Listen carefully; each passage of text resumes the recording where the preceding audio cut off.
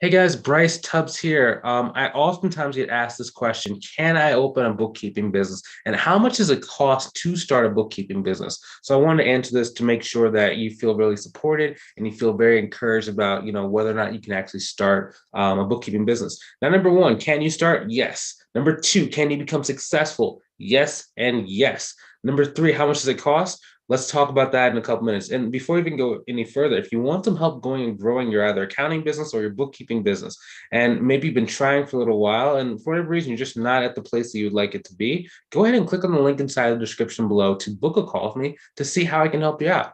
At the very least, if I can't help you out, I'm going to give you a game plan and action steps of where to go next in order to make sure you can reach your goal. Either way, you win, and I can't wait to see you on the call. Now, that's what we're talking about. Okay, so can you start it? So the thing that's going to dictate how fast you see success when opening your bookkeeping business is your ability to go and get consultation calls. A consultation call is essentially when you're sitting down with a business owner, either virtually or in person or even on the phone, and you're basically conveying what services you can do to offer them and how you can help them out. And at the end of the call, you just talk about your pricing, your structure, and exactly what are the logistics involved in you working together.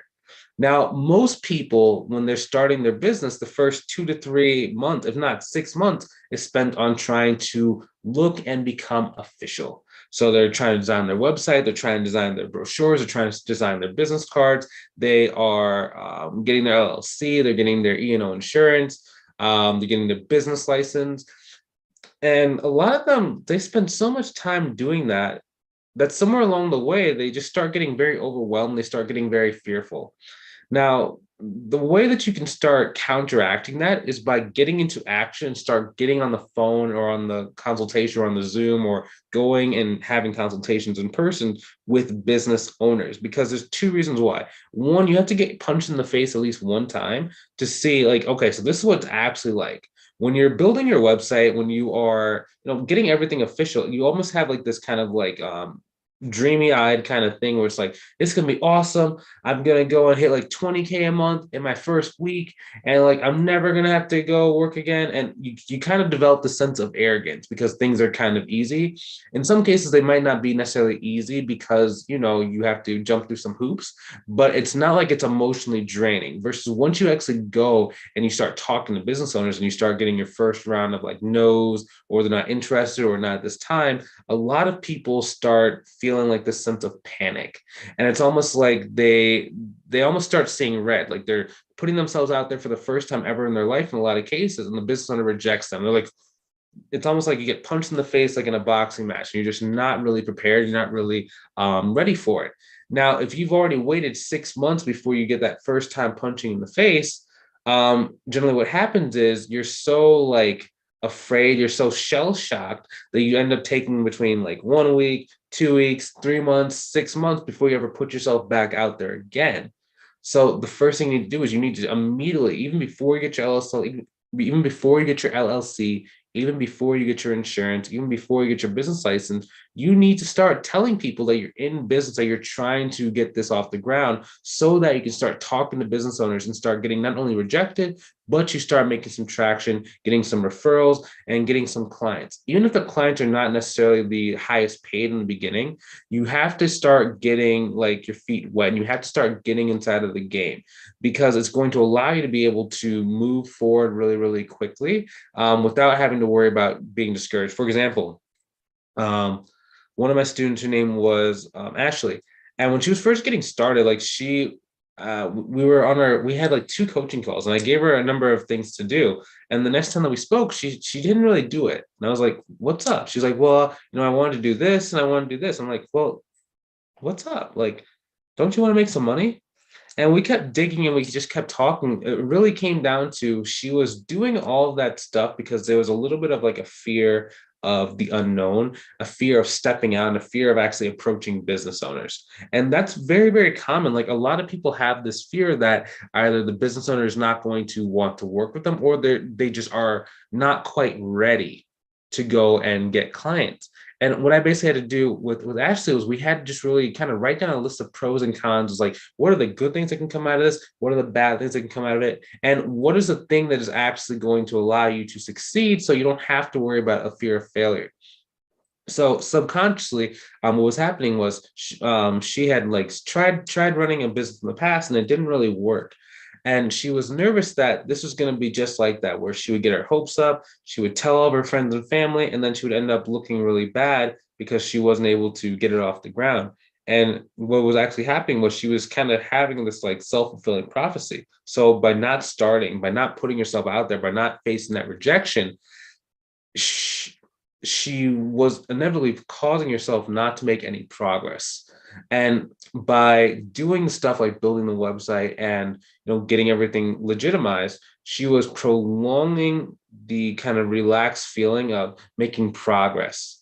But when it came down to actually gaining traction, then it wasn't really happening because she wasn't doing the activities it took in order to gain traction and gain clients. That's the same as like feeling like you're making progress, the same as like busy work in school. Like, I don't know if when you were back in school, sometimes your teacher would give you just random things to do, and it didn't really have anything to do with the overall lesson plan or the overall syllabus or what it took for you to actually go and meet the state's curriculum. If you're in the United States, we have a certain set of curriculum that you need to be able to learn per grade level.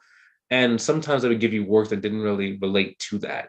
It's the same thing whenever we're kind of creating things to do. For example, when I was first getting started with my accounting and bookkeeping firm, the thing I actually was creating was I was like, oh, I need to go to the grocery store. And I would literally just go to the grocery store, just walk around and buy like one thing every single day. And then when I would come back home, it'd be like, oh, it's 5 o'clock. I don't work after 5 o'clock, right? And then I would just like end my day. But it would always be like I would just have like this just time where instead of me doing the work and actually putting myself out there, I had so much fear that I actually instead was just finding reasons and distractions and things that would fill up my time. So it always feel like I'm moving and I'm exercising, I'm like going out, but it didn't really lead to me making any progress. It's the same thing that most people face. And what we ended up doing for Ashley is like once we ended up like just saying, hey, flip the switch, that's when she started really finding success. She got a client for like $900 a month. She got another one for like $1,000 a month. And it happened really, really quickly. Now, a lot of people hear the word quickly. And when I say quickly, I don't mean like it's like a get rich quick kind of thing. I mean, it's more like when you can get out of your own way and you stop having like the negative mental talk about like why you can't do it, why now is not the right time, why you don't have enough experience, why you're not a good salesperson, why you don't know how to do your pricing. Like as soon as you can kind of quiet all of this noise, then there's nothing really stopping you. It's really just becomes a matter of statistics and knowing how to raise your percentage of people who sign up with you. For example, my students inside the mentorship program on average close between 50 to 80% of the people they speak to on their target consultation whenever they use my six-figure sales flow. Now, when you're first starting out, it might take you like you have to speak to 10 people to go and get one client. And sometimes it might take you 20 people. It took me 35 people I had to speak to before I got my first accounting client. It just because I just didn't know what I was doing. But the cool thing was, at least I got 1 out of 35 rather than me getting 0 clients. And 1 is better than nothing. And 1 is all you really need to get inside of the game. And then from there, you can just keep moving and you can get bigger and bigger and faster, and you start getting better and better and start developing your own systems. Now, if you're watching this and you value like time, meaning that you want to reach your goal, but you don't want to have to take 2, 3, 4 years trying to figure this stuff out on your own, go ahead and click on the link inside the description and book a call with me. On the call, I just want to look where you are, look where you want to go, make an action plan of what it would look like for us to work together and for you to be able to reach your goal with the lowest amount of effort and energy possible while being extremely efficient and making sure you know exactly what you need to do in order to accomplish your goal. And then we can work together to actually accomplish that inside of the Six-Figure Firms mentorship program. If that's something you're interested in learning more about, go ahead and click on the link inside of the description below to book a call with me to see if I can help you. If I can't help you, I'm going to be really honest. I'm going to point you in the right direction. And I take a lot of pride in being able to tell people like, hey, you're a good fit versus you're a bad fit. Because with running both my accounting firm and a mentorship program, I don't have a lot of time to really waste on people who are not going to have success working with me. So if I do think that you're going to have success based on working with a couple hundred people inside the mentorship program, I'm going to tell you. If I don't, I'm not going to waste either of our time. So if you want some help, I'll see you on the call. If not, you're not quite ready for it right now, I'll see you inside of the next video. And I'll talk to you soon. Have a great rest of your day/evening.